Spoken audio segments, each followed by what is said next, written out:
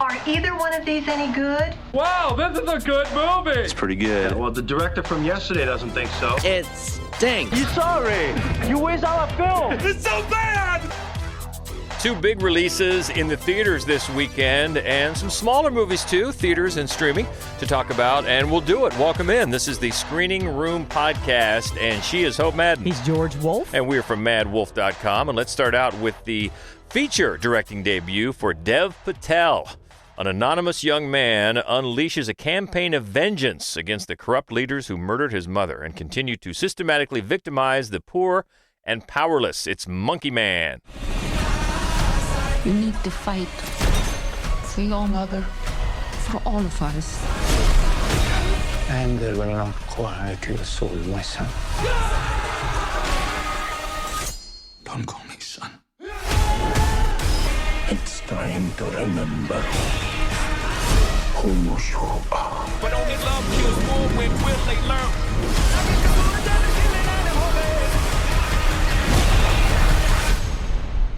Just one small ember can burn down everything. Mark you. Ladies and gentlemen, Are you ready for a fight? 1, 2, 3.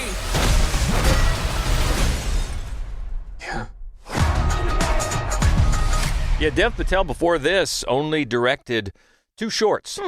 And man, he jumps into features, both fists. Yes. Fists flying. This is exciting. Really, it heralds the arrival of a new hero and a new exciting filmmaker, because this delivers the goods. And it's Dev Patel plays it says the anonymous young man. He kind of goes by the name Bobby. And there's kind of a joke there, which we won't spoil. But in the beginning, he says that his name is Bobby, so we can refer to him as Bobby. But anyway, technically, yeah, he is anonymous. But he is in India, and he's poor, and he finagles his way, kind of cons his way into a job with this woman named Queenie, who runs this very exclusive club for the high rollers. And he's got eyes and a plan to be promoted quickly so he can be a server in the VIP room where the real high rollers are, and when there's some bad and illegal stuff going on.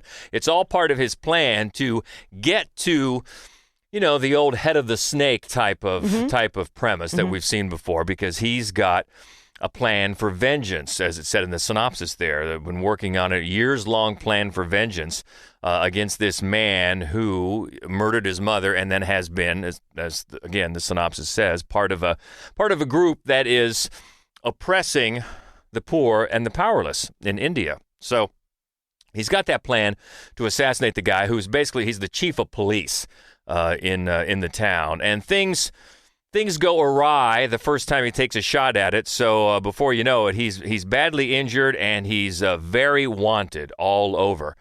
And then things take a different turn, because he gets help from a let's say mysterious man, and he sort of then becomes, I don't want to give away too much, but then he becomes a better version of himself. I mean, he was already a good fighter, because when we meet him, he's doing this underground fighting. He wears a monkey mask, and lots of times even though he's a good fighter, he takes dives for money for a guy named Tiger. Charlton Copley plays the guy who runs the fighting ring. So he can already fight, but once he gets healed, so to speak, he comes out as a better version of himself, and now he can really kick some ass.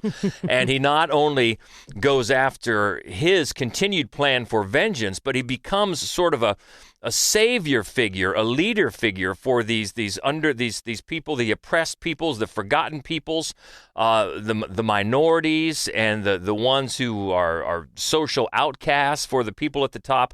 And it's a very progressive type hero and a progressive worldview for this movie. And you can feel Patel's passion all over it, not only for the story and the way it's structured and the way it's put together, but also for the worldview of the hero and of the movie. And that is impressive as well, because the premise is familiar, right? The head of the snake sort of thing. And it knows that because the movie even name checks John Wick early on. Yeah.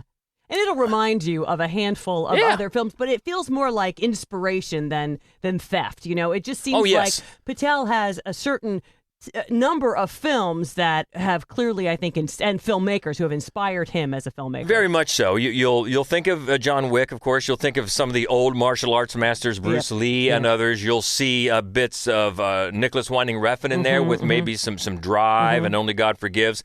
Tarantino, of course, when you say Tarantino, the movie you're most going to think of, in fact, one scene in particular, out of Kill Bill. But then, of course, Tarantino was homaging some of his inspirations as well. So it's sort of inspiration through inspiration. But yeah, you'll see all that. And it's not like he's trying to run from it, Patel doesn't, but gives it a very his new type of stamp, you know, and it doesn't seem like thievery. It seems like homage and the fact that he can put together these great action scenes. Yes. I mean, he loves close-ups. He loves quick cuts. Also, then he'll throw in these point-of-view shots, and man, it moves. It moves. He's also got some really good fight choreography, and it's extremely exciting. It's also extremely bloody. Yeah, This is not a family. This is not family entertainment at all. This is bloody and it's grim. But man, it delivers the goods. Now, I will say, just because, and this is not to denigrate the film, but I mean, I've seen a couple of quotes that this is the best action film in 10 years. You know, it's not John Wick 4. I mean, that set a pretty high bar, but it's great. It's really, really good. It's really, really good, and just a pure adrenaline type action film with a social conscience and something on its mind at the same time, delivering just some flat-out action thrills. It really brings it. It really brings it. There's just a couple of times where you think, okay, he's going a little bit overboard, a little too preachy right here, but just at the precipice there pulls back. So it's really impressive. And it's 2 hours, but it moves. There isn't anything at the end. I thought there might be, because it feels like an origin story. It does. A lot of times, or a couple of times anyway, it feels a lot like Batman Begins. You know, when he gets hurt and then healed, that sort of thing, and has to come back better than he was. It'd be fun if it was an origin story, honestly. It really feels like it. There are not that many times where I think I could watch sequels to this, but I could watch sequels to Monkey Man. Yeah, definitely so. It does feel like an origin story and a start not only for a hero, but for a filmmaker, because I'll tell you what, this delivers it. And if he can arrange this sort of action, you know, maybe he'll stay in this genre, maybe not. But I'm interested to see what he put together. He's also credited as he gets a story credit along with screenwriters Paul Aguinella, I think, and John Colley. And then, of course, you may have seen Jordan Peele as a producer. His Monkey Paw Productions is all over this. So this is another good one. And I didn't even mention the performance of Dev Patel. Right. Very commanding, very charismatic. You know, he brings that too as I don't want to say reluctant, but he doesn't set out to be a leader of people in the beginning. He's got his own mission that he's trying to carry out. And then he puts this population on his back and moves forward, and they have his back. And it really is satisfying. So, big recommendation for this new hero and this new filmmaker, Dev Patel, in Monkey Man, in the theaters now. The other big one in theaters this weekend, a young American woman is sent to Rome to begin a life of service to the church, but encounters a darkness that causes her to question her faith and uncovers a terrifying conspiracy that hopes to bring about the birth of evil incarnate. This is the first Omen. 20th Century Studios presents Bad things will start to happen. Evil things. a film of psychological suspense about an occurrence of earth-shaking importance. It's all for you. You must be very careful. They believe they can birth the Antichrist. The first Omen. She's to be the mother. Don't be afraid. The mother. He chose you. The mother. Margaret. If this is the truth, where does it end? The first Omen. Are you sure, George? Are you sure that isn't exactly the synopsis for Boy, it sounds Immaculate? really familiar. And that was just 2 weeks ago. 2 weeks ago, yeah. I mean, it's startling the similarities in plot, right down to she hasn't taken her vows yet, and she's an American who was brought up in orphanages, and she's moved to rural Italy so that she can take her vow. I mean, and she also has like the sassy best friend. She does, who you think to yourself, you're a nun, really? Yeah, it's very similar. And this is director and co-writer Acacia Stevenson, who I know you saw, and I saw a little bit of Brand New Cherry Flavor a couple of years ago. But the timing of it is really unfortunate because anybody that saw Immaculate, I think this comes up, it comes up wanting. I mean, it comes up as it pulls punches that Immaculate did not. No, I think you're exactly correct. And you know, I wonder to myself if I would have liked this film if I'd seen it before I saw, Immaculate, because I think that, Stevenson's hands are tied to a certain degree. This is a direct prequel to the 76, The Omen, the 76 original. Which you reminded me has had how many sequels? So it's had 4, including this one, and a reboot. Wow, I didn't know it had 4 sequels. Yeah. So this is the prequel, right? Yeah. She's limited there, and it's not like it's bad territory to mine, to be honest with you, because there was so much that was sort of left ambiguous, but they dug up the jackals, you know what I mean? And we know that there was a fire and there was some sort of conspiracy. The problem is just that it does everything Immaculate did, and it doesn't do it as well. It's got a 70s look about it, and it does accomplish that. Of course, Immaculate was gorgeous. It was beautifully filmed. It was gorgeous. It had that big, lush Italian cinematic flavor to it, so it looked better. That trailer that you just heard, that was a specific 70s type trailer they came out with, which I kind of appreciated. I thought, all right, I like that. Yeah, and I think that the lead performance is decent. I think they do a few things at the convent that I like. They don't vilify all of the nuns, right? As human beings, they play with the kids in the orphanage. They dance around a little bit. You know what I mean? There are moments. And the performances are fine. And it's got Bill Nighy is in it. The He's cast. Always good. Ralph Ineson. I mean, the lead is Nell Tiger Free plays Margaret. But you look at the cast and you've got Sonia Braga. Yeah, Charles Dance, Bill Nighy, and then of course Ralph Ineson. Yeah, that voice. With that voice. Who plays Father Brennan. Yeah. Yeah, exactly. And as soon as he starts speaking, I mean, that guy from The Witch and Game of Thrones and all those things. Yeah. And it looks fine. It's a well put together movie, but it soft pedals the sort of anger against the Catholic Church. It sets up right away. There's a good church, and then there's the power-hungry church. There are 2 things about Immaculate that I much preferred. One is that it's just angry with the Catholic Church. It's just angry, and the whole, and it doesn't have to soft pedal that what it's angry about is the way the Catholic Church and all organized religions assume power over a woman's individual bodily rights. Right. And it pulls no punches. Immaculate pulls no punches. You're going to go, oh, wow, they are going there. And man, that makes this movie feel like a lot of pulled punches.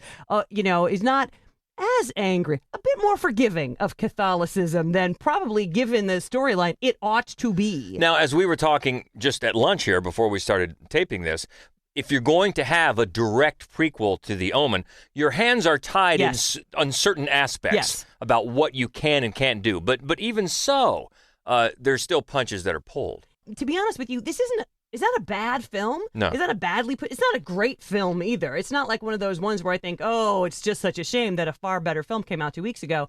Because, if you like the Omen movies, I think you're going to be fine with it. I don't think it's going to be scary to you. I think you'll probably appreciate some of the ways that that the filmmaker connects it to the source, the original film. But it's nothing great. And it is rated R. It is rated R. Yeah. But if you haven't seen Immaculate and you want something that really does take a bite, like a big old bite, I would recommend you see that one instead. Yeah, and that is the first Omen out now on the big screen, all the theaters. Let's lighten it up with a comedy next. When people in Little Hampton, including conservative local Edith, begin to receive letters full of hilarious profanities, rowdy Irish migrant Rose is charged with the crime. Suspecting that something is amiss, the town's women investigate. It's called Wicked Little Letters. The mystery of the obscene Little Hampton letter is causing widespread distress across the nation. heavens. Carry on. Dear Eve, you foxy ass old whore. In the end, I think it's just jealousy. Do you feel certain Rose Gooding's guilty? I can't see why they think it's me. Rose Gooding, who allegedly harassed a pretty young Christian woman. What's the evidence? Similarities in the language. I think you've been set up, Rose. Is there anyone who'd want to do such a thing? You got a pen and paper? I like you, Rose, and I'd like to bring you to the light. Why would I send a letter when I can just say it? I noticed they say foxy ass a lot. Nobody swears like that. What would you say? You look like Queen Victoria shoved up her. You daft old... This is a nice movie that is incredibly elevated by a cast. Man, what a cast. Yeah, great cast, especially the two leads. Other than that, this seems like something that probably should have been a streamer, but it's out there in the theaters. But you've got, at the top of the cast, you've got Olivia Colman, Oscar winner, just great in everything. Every single thing. I mean, I think she elevates everything. Yes, I agree. But she plays Edith in this small town in England, Littlehampton, and set in the 1920s. And it's based on a true story. Based on a true story. At the beginning, it says, this is more true than you would think. This is an interesting way to say based on true events. But yeah, long before you could hide behind your keyboard in your avatar, there was some trolling going on in 1920s Littlehampton as Edith, who is she's an adult, obviously, Olivia Colman, and she's unmarried, and she still lives at home with her parents, including her domineering father, played by, again, the great Timothy Spall. Yeah. So, and she's known throughout the town as a dutiful daughter and a devout Christian. And she starts getting these vile letters full of profanity and vitriol and hate. And who could be doing this? Well, everybody bets it's that vulgar Rose Gooding. Yep. The Irish woman down the street. Always drunk and always cursing. Drunk and loud, and she's got a kid already, and she says she's a war widow, but is she really? And she's got a live-in boyfriend. It must be her. So really, that's enough for the town constables. They arrest her, and they schedule a show trial. But there's this one constable who has to be referred to as woman police officer who doesn't quite agree, and she is played by Anjana Vasan, who's really, really good as well. The supporting cast is good too, but she stands out. And so she really risks her position. She's told to just butt out, but she risks her position by getting together with a couple other older ladies in town, and they keep investigating this. Who could be doing this? And it sounds like a whodunit. It's really not, because they let you know who done it early on, and it becomes more of a why done it and a can we prove it type of thing. And it's light and it's obvious and it's entertaining enough, but without this cast, especially Jessie Buckley as Rose and Olivia Colman as Edith, it would just fall apart. But they're just fun to watch. They are fun to watch. They're fun to watch, and they're fun just to... the trailers fun to watch. And they're fun to watch together. The writer is Johnny Sweet, and it's his first film screenplay. A lot of TV, and it shows. It really does show. And the director is Thea Sharrock, who did My One and Only Ivan. Remember that with Bryan Cranston, and called Me Before You. So it's just very light and very obvious, and seems like a perfect vehicle to stream at home. But it's in the theaters, and if you like that sort of thing, British humor, very cheeky. It's not going. You're not going to be, doubled over laughing, but it's amusing. And again, just to see some great actors at work, you can check it out. And that's about what it delivers. It really doesn't seem to be aiming for that much more, although it tries to balance the humor with little social commentary. With a little bit of social commentary, but still they keep it very light. There are issues at work here like a religious oppression, like a equality for women, things like that. But they just kind of touch on it. Let's just get into that a little bit and just keep it light and obvious. And that's what it does. And it's amusing enough with some great performances. Wicked Little Letters is in the theaters now. Well, let's move to a documentary in theaters, a special tribute documentary honoring Gene Wilder's life and career. It's called Remembering Gene Wilder. We are the music makers, and we are the dreamers of dreams.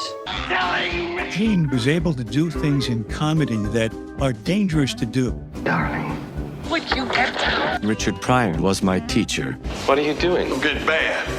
My dad knew undeniably there was a magic between them. It's all right. They fueled each other, and their improvs made them both better. He was just a different kind of person than I'd ever met. To have found someone at this stage of my life, I was in love. But I knew then that something was very wrong. Alzheimer's disease, dementia. When I'd see him slip away further from me, that was the hardest part. He embodied these characters, and we felt their humanity. You'll never find another Gene Wilder. He was amazing. I didn't think Jerry Silberman had the right ring to it. I wanted to be Wilder. Well, just last week we had that documentary, the two-part documentary about Steve Martin. Here another beloved comedian, and this is full of love for his career and honoring his career. On the one hand, it's pretty traditionally crafted. It doesn't break any new ground cinematically. But on the other hand, I think it's easy to have forgotten, like, what a tremendous talent Gene Wilder was. I mean, so, surely yeah. You remember the hair, of course. But this one, it does a great job, I think, of kind of zeroing in on moments in his films. Maybe not the ones you expect. Maybe not like the big, standout, memorable scenes from Young Frankenstein or from Willy Wonka's Chocolate Factory, but moments where he makes a fascinating choice as a performer that you might have missed the first time. Mm-hmm. And it just does a really lovely job. It's an incredibly loving film. This is clearly a movie by a director who has a tremendous fondness for his subject. And as does everybody that he talks to. You hear from Mel Brooks, obviously.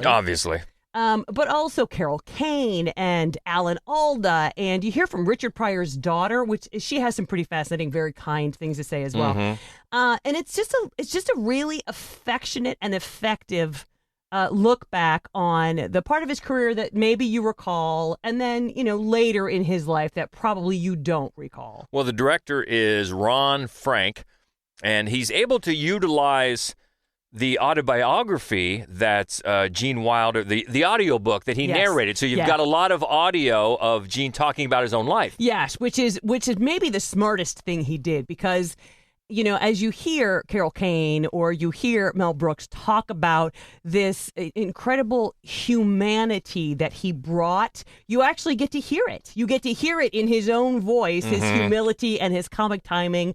It's really a charming and touching way for them to bring him into the film. Yeah, and I think you're right. Unlike, well, obviously because he's passed away, unlike someone like Steve Martin, who is still very much in the public eye, Gene Wilder has been gone now a few years, and so sometimes it gets lost. Some of those get lost, and maybe people that don't realize can go back and look up some of these movies.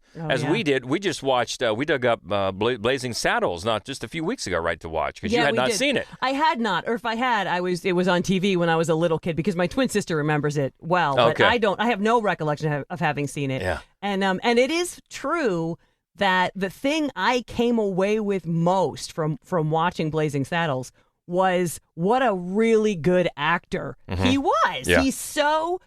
he just owns that role. He's very subtle. His comic timing is perfect. Nothing is overdone. It's great. Plus, and nothing against Timothy Chalamet, but he's Willy Wonka as far as I'm concerned. He owns that. Yeah, he really does, because he is somehow both completely insane and truly deeply human. He's scary and not all at one time. Yeah, he was great in that movie. Exactly right. And that is out in theaters now, called Remembering Gene Wilder. Got another documentary next, and this is in select theaters this weekend. Hopefully it'll come to streaming soon. Ryuichi Sakamoto's Last Performance, a concert film featuring just him and his piano playing for the last time before passing away. It's called Ryuichi Sakamoto Opus.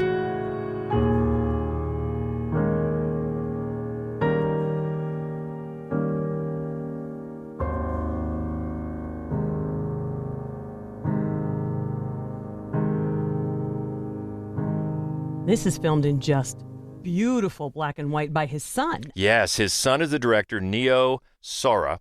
And if you don't know Sakamoto, longtime composer and actor, he won his Oscar for the soundtrack for The Last Emperor. He also did a very memorable soundtrack to Merry Christmas, Mr. Lawrence. I think he had a part in that as well. But a long, long career of composing, got tons of Grammys and BAFTAs and just awards and awards and awards.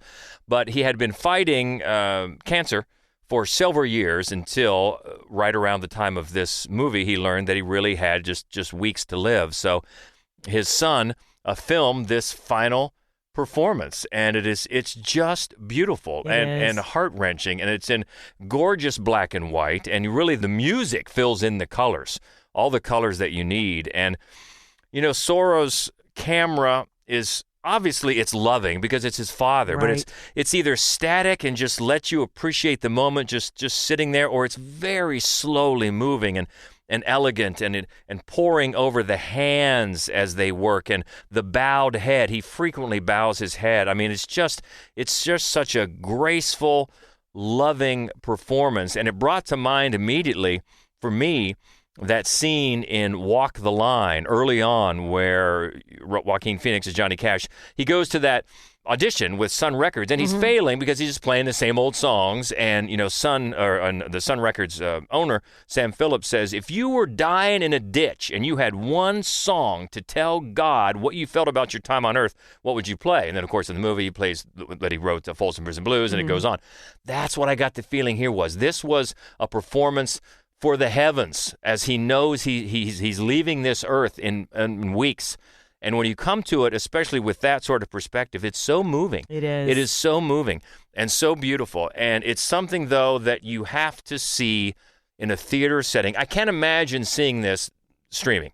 I mean, because you would be so tempted to just not pay attention. Yeah, the seduction of the theater, the quiet, the darkness of the theater, it does benefit tremendously. Yeah, even though I did say it come to streaming when I talked about it, but that's for a wider release. But then come to think of it, no, it should be seen, if possible, if at all possible, on a big screen in a theater setting with complete silence, right, to just give it the respect that it deserves. And if you do that, I think it will move you. I really do. I think it will move you profoundly. And it's an hour and 43 minutes, and it's just a performance. He's doing compositions of his own from throughout his career, and it's just a really moving piece of music and a piece of film. It's called Ryuichi Sakamoto Opus, and it is in select theaters now. Let's go back to horror for a Shudder film. A young woman inherits a rundown pub and discovers a dark secret within its basement. Baghead, a shape-shifting creature that will let you speak to lost loved ones, but not without consequence. There's always consequence. It's called Baghead. What is she?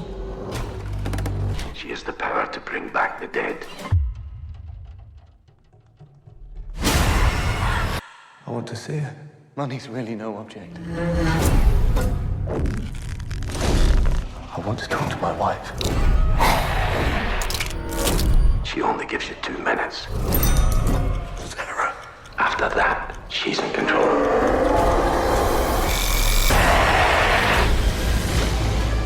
We are not safe here. How do I control her? This isn't something you can control. I'm going to kill you. You can't kill her. You cannot let her out of the basement. This movie is going to remind you of a handful of other movies. Yeah. The one I think that it probably suffers the most by comparison to is Talk to Me. Right. Right. That was the first one that came to my mind. You've got 2 minutes, and the dead will talk to you, and it's a big problem if you talk longer than 2 minutes. Yep. And that's not the only one, honestly, that it's going to remind you of, and it doesn't really live up to any of the films. It's not that it's a terrible movie, and it does have a couple of decent performances, but there are a handful of real problems with it. One is that characters just make dumb decisions, one after another. And then the other thing that I got to be honest just kills it are the tremendously weak digital effects, embarrassingly weak digital effects, especially the fire effects. And I get it. You know, if you don't have a lot of money, then please don't be setting your actors on fire. I 100% am with you on that. But maybe you should have chosen a different way because your digital fire looks terrible. And there, it's a movie that uses a lot of digital effects to get its scares across and doesn't invest in them, and it really takes you out of it. I wanted to like it. I thought that it was maybe an interesting premise, and Peter Mullen starts things off as the pub owner who keeps this baghead down its basement. But it just... And the other thing I think is that it just wastes a lot of opportunity. It brings up a lot of different possible avenues to make it more interesting and then ignores them and goes back to what is the most obvious and lazy in terms of storytelling. This is director Alberto Corredor, and he's expanding his short film. I did a 15-minute Baghead short film from about 6 years ago. So I have the team of 3 writers to expand that to a feature length. But yeah, it reminded me right off the top of Talk to Me, which is a vastly superior film. Oh, yeah. But I think there are it's still an interesting premise that could have possibilities there. But mixed results for sure. And that is on Shudder now, and it's called Baghead. A thriller next in theaters. It follows Jules, who is targeted in a horrific homophobic attack, destroying his life and career. Sometime after that event, he encounters Preston, one of his attackers, in a gay sauna, and he wants revenge. This is called Femme. Commoner. This is what you get off for. Maybe. When you're front. You keep this side of your life completely separate. I'm a private person. You get that? I'm the same. Are you now? Yeah. This is writers and directors Sam H. Freeman and Eng Chu Ping. And it stars George Mackay, an actor we always like. And this was reviewed for us at madwolf.com by Matt Weiner, and he loved it. Yeah, he really did. It's a noir, it's a twisty, sort of Nicholas Winding Refn, again, colored kind of a noir. It's very edgy. It's very slickly put together. And I think what is even more impressive, what he was more impressed by, was how both of these actors, Nathan Stewart Jarrett and also Mackay, they managed to sort of round out the character. They're not one-dimensional. They find humanity in both of the characters, even the homophobe, right? And that makes the tension much more palpable, because if everybody's one-dimensional, then you're not invested, and you're not worried that something bad is going to happen. And so it's just a taut, old school thriller. Yeah, and I like that Matt, in his written review, he said it's tempting just to call it, a noir thriller with a twist, but that's even selling it short. Right. What it's able to do. So a good bit of storytelling and acting in this one, and it is in the theaters now, and definitely worth checking out. And it is, and check out Matt's full review at madwolf.com. It's called Femme.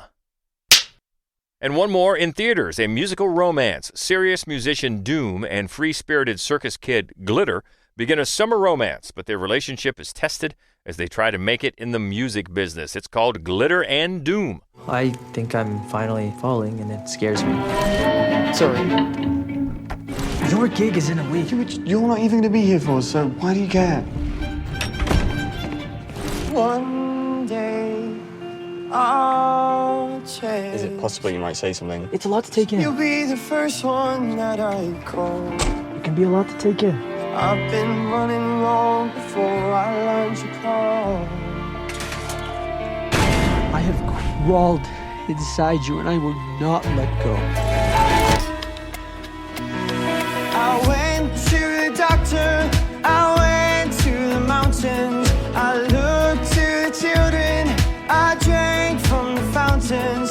The less I seek my source for some definitive, closer I am the fire, yeah. Thanks, y'all. Real world's calling. Do we have to answer? Well, this is based around the music of the Indigo Girls. It is. So right away, if you only know Closer to Fine, their big hits, you're going to hear that and a lot more from the Indigo Girls. And well, actually not from them, but it's their music. Right, in kind of the way that Mamma Mia used a bunch of ABBA songs to string together a plot. That is what this film does with Indigo Girls songs. Rachel Willis reviewed this one for us at madwolf.com. And the thing about it is what they do with the songs is clever and fun. And the problem is that the movie seems like a lot of filler around some good musical numbers, and that's unfortunate. The two leads do a lovely job. It gives you the whole sense of, opposites attract. Yeah, Glitter is Alex Diaz. Doom is Alan Kamish. And you also have, the Indigo Girls, Amy Ray and Emily Sawyers, they show up. You'll also recognize Tig Notaro, Kate Pearson from the B-52s are in there. Also Ming-Na Wen and Missy Pyle. So you'll know some cast members. Oh, yeah, for sure. And it's not even that the performances are bad either. They are not. The problem is, I suppose, the writing, the narrative around the songs just does. It just feels like filler. It's not that it's a bad film. It's a nice movie. I think that if you like the songs, you're going to enjoy it. It just felt like it, storytelling-wise, should have been more. Yeah, director Tom Gustafson. The writer is Corey Kruckenberg. Hope I pronounced that right. And check out Rachel's full review at madwolf.com, and that is called Glitter and Doom, and it's out in theaters now. Okay, we missed him last week, but he's back. Let's check in with the Schlocketeer. Let's all go to the lobby. Let's all go to the lobby. Let's all go to the lobby. Checking back in the lobby, Daniel Baldwin, a.k.a. the Schlocketeer, with some new studio news and headlines. What's shaking? Blumhouse's Night Swim and Lisa Frankenstein are both now available to stream on Peacock. Catch up on some horror that way. Yeah. Pedro Almodovar's Western short, Strange Way of Life, will be available on Netflix starting April 12th. Loved it. And the animated film Migration will hit Peacock on April 19th. Late Night with the Devil will also be hitting Shudder on April 19th. So if you haven't been able to catch it in theaters, you'll be able to see it soon. That's a fun one. And then the popular rom-com Anyone But You will be streaming on Netflix starting April 23rd. Then skipping ahead to May, Saban Films will release Jean-Claude Van Damme's latest film, Darkness of Man, on May 21st. I would assume that's VOD since I believe that's a Tuesday. Yeah, probably. And then ISC will release the slasher film In a Violent Nature in theaters on May 31st. On the same day, Shout Studios will release their Western, The Dead Don't Hurt, which is directed by Viggo Mortensen. Oh, okay. Has he directed before? One time. It was a drama called Falling a few years ago. Okay. And then Sony has locked in a June 7th theatrical release for Bad Boys Ride or Die. Of course, the first trailer's out now. And I have to wonder if they're wishing they'd save the Bad Boys for Life title for the fourth film instead of the third one back in 2020. Yeah. And then Disney and Searchlight will release Yorgos Lanthimos' star-studded anthology film Kinds of Kindness in theaters on June 21st. You know what? I did not realize that was an anthology. So that's exciting. Yeah, I think it has a small cast, and they all play different characters in each short. Cool. And then he's shooting another film this summer with Emma Stone, and she's in Kinds of Kindness as well. So he's on a roll lately. Yeah. And then Sony is releasing the Dakota Johnson and Sean Penn starring drama Daddy-O in theaters on June 28th. And I've got two more for you. Neon has delayed the release of Tillman Singer's Cuckoo. It was originally set for a limited theatrical on May 3rd, but it's now going nationwide on August 9th. So we got to wait longer, but everyone can see it when it arrives. Yeah. And more Dan Stevens. And then lastly, Sony has set an October 25th theatrical release for Venom: The Last Dance. Of course, with Tom Hardy back in the titular role. And Chiwetel Ejiofor and Juno Temple are joining the fray this time. All right. Hopefully that'll be good. Yeah, that could be a good thing. All right, you can always catch up on the latest with Daniel. Find him on the socials at the Schlocketeer. Thanks again. Thanks for having me. Looking ahead to next week, one big one I'm almost afraid to watch. I know. To be honest with you, and we see it Monday. Civil War. We'll talk about that next week. Also, Invader. One called, new Nicolas Cage, right? Arcadian is next week. Sting. Saw that one already. Like it. Fun. One called Damaged. And Leroy, Texas. Okay. That's next week, though. What about this week? Monkey Man, The First Omen, Wicked Little Letters, and more? Let's talk. We can always keep the conversation going.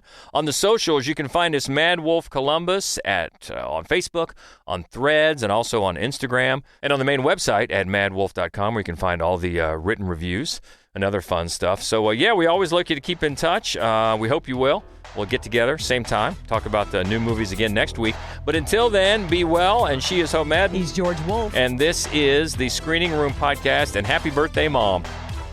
I do wish we could chat longer, but I'm having an old friend for dinner. Bye. Okay, everybody, that's a wrap.